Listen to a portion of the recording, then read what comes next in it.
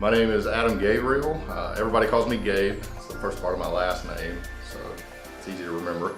And then I'm one of the lead physical therapists here at the clinic. I'm from Hickory, North Carolina. I went to UNC Chapel Hill for undergrad, and then I went and got my doctorate from ECU. I do have a favorite movie. It depends on if we're talking comedy or drama. So comedies, I really like stuff like The Sandlot, Step Brothers, and so it's kind of silly stuff.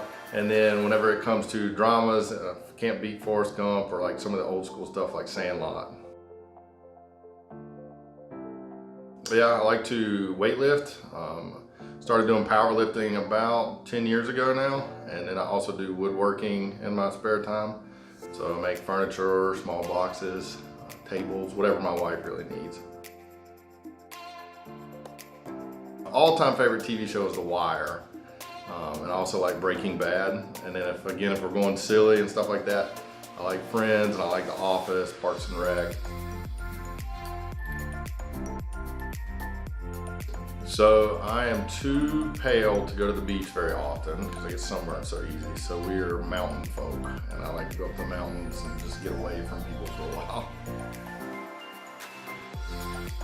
All-time favorite book is Ender's Game, and then I also really like stuff like Maniac McGee, stuff I can read with my boys.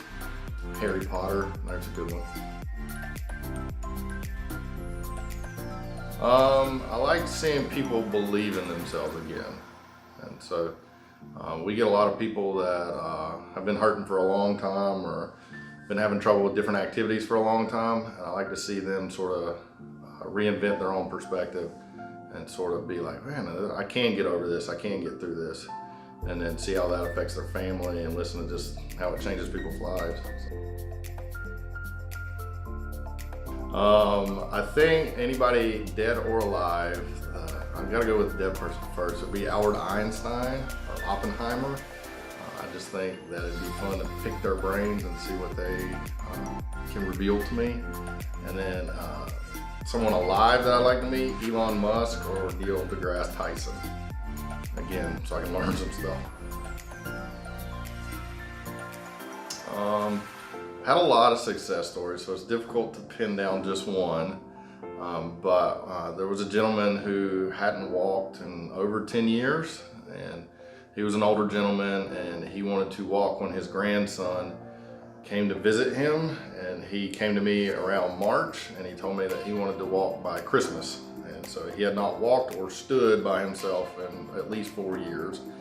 And so he came 4 days a week over the course of the next several months, and we got to know each other, and he worked real hard for me, and we got to where he could stand, and he played checkers with me and taught me to be humble when it comes to checkers, because he put me in my place pretty quick.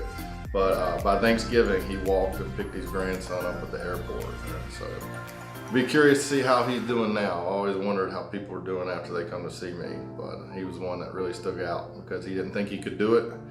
He didn't even think he could stand, and then his daughters kind of made him come to see me, and then the sky was his limit, and so he was walking full time by the time he left me.